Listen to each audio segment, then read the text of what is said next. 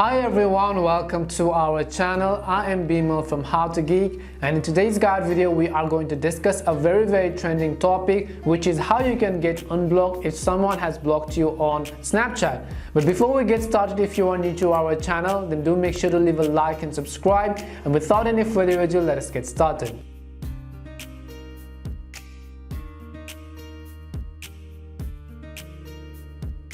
So we are going to discuss the most trending topic, which is called how to get unblocked by someone on Snapchat. Not that you have blocked them, but that person has blocked you. So instead, if you want to get unblocked, then you want to simply watch this video till the end, because I'm going to give you real solutions and not all clickbaity videos.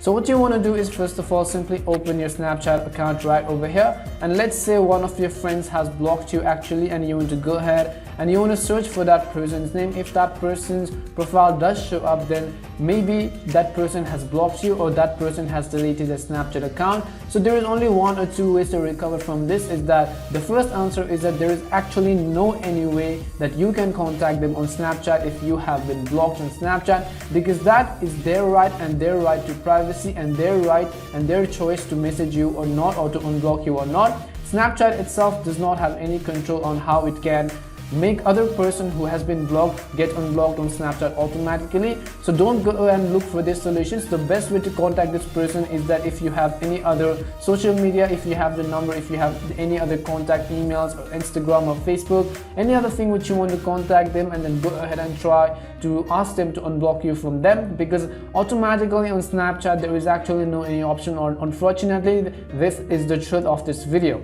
So in this way you want to learn how you can get unblocked on Snapchat. We hope that this video was helpful and truthful to you. If it did help you, then make sure to leave a like button and subscribe. As always, thank you very much for watching, and see you in our next video.